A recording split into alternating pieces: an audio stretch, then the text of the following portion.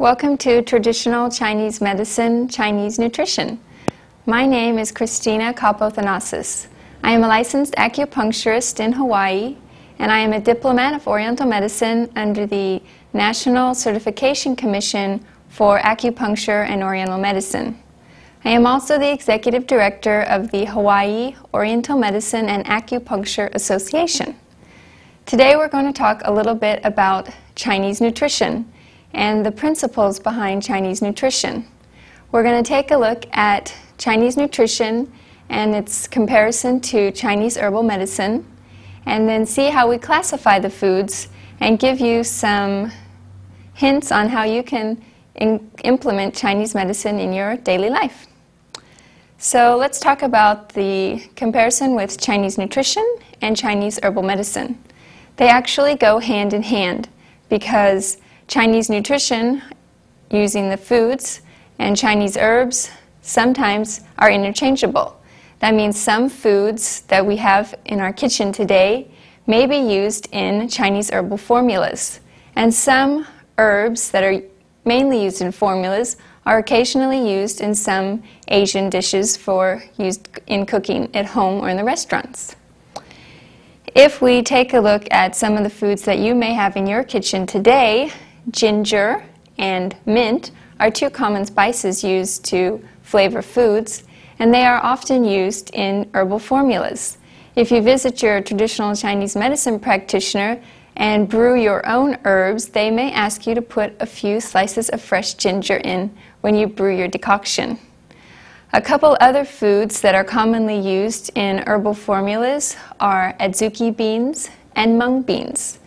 These two types of beans, Adzuki beans are small red beans and mung beans are small green beans that are used in some of the Asian desserts. The difference between food and an herb is in the frequency that you take them and in the dosage. It becomes an herbal medicine when the dosage is increased and the frequency is increased. Now, we can also use some of the herbs in daily cooking. For example, goqi is a small red berry, and hongdao is a red date that are often used in desserts or soups. We can also use herbs like ginseng, rensen, or dangui, which is an herb that is used to boost the blood and regulate the hormones. These are also used in soups with different meats and vegetables and are occasionally eaten but not seen as an herb, as a medicine. We can also see the Chinese nutrition and herbal medicine goes hand in hand by their classification system. We have four main ways of classifying foods and herbs, and it starts with their thermal properties. Now, thermal properties means that foods and herbs have different qualities on a scale from cold to hot.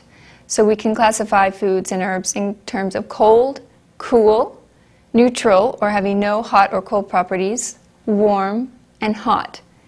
Now, this doesn't have anything to do with the actual temperature of the food.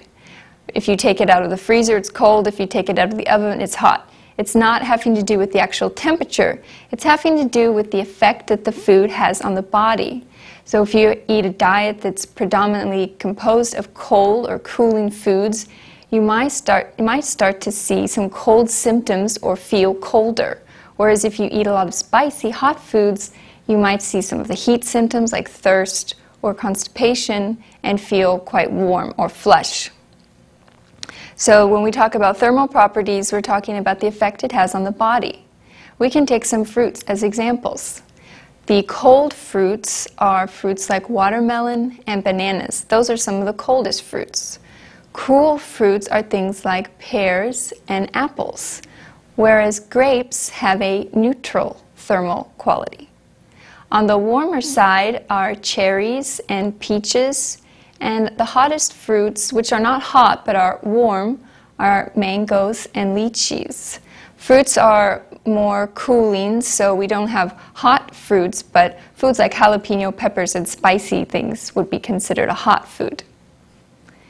In addition to the thermal properties, we can also classify foods by their flavors. So we have spicy, sweet, bitter, sour, and salty. In addition to the different flavors being palatable or us pleased to the taste of them, the different flavors also have different healing qualities. So spicy foods we say that they help disperse the energy or disperse the qi. It also improves circulation with the qi or the energy in the body and the blood. So if you eat a lot of spicy chili peppers, you may feel the dispersing energy or qi through a little bit of sweating. And you may feel the rising energy of the spiciness and the heat by feeling a little flush in the face, and the face may be a little bit red. So the spiciness has this kind of dispersing energy and rising energy and promotes circulation. The sweet flavor in things like grains, like rice and wheat and barley, or many of the fruits have a sweet flavor, and nuts. These are responsible for boosting any deficiencies in the body. So people that are weak or frail, the sweet flavor is actually good for them. It also moisturizes the body. So those with a dry condition, it's also good for. In addition to moisturizing and boosting, it also has a calming quality. So the sweet foods are good for those who have dry, frail, and deficient condition. But for those with excess conditions, overweight, or having a lot of phlegm in the body, then the sweet quality is not good for them. If we look at the sour flavor, which is represented by like lemons and limes, this is having a quality of holding things into the body. So for those with a chronic cough or diarrhea, those have trouble controlling their bladder or vaginal discharge, this idea of things coming out of the body in excess, the sour can help hold these things in the body. The bitter flavor is usually cooling, and it dries dampness in the body. The bitter flavor is seen in things like bitter melon or different greens. Dandelion greens are one of the most bitter of the greens, or jielan is another Chinese green. So some of the greens have this bitter flavor which is cooling and helps dry the dampness. Lastly is salty flavor. Now, salty flavor needs to be used in moderation, as everybody knows. Too much salt in the diet increases the blood pressure and other aggravating symptoms in the body. But used in small portions, it has therapeutic properties of softening different masses in the body, softening tissues in the body, and it also moisturizes the body. So salty foods like seaweed or some of the different seafoods can help when used in small amounts. We also classify foods according to their affinities with different organs. Now, when we say an affinity for an organ, all that means is that the food or herb will enter into specific organs, one or more organs, and have a specific effect on that organ. For example, spinach enters the liver, the stomach,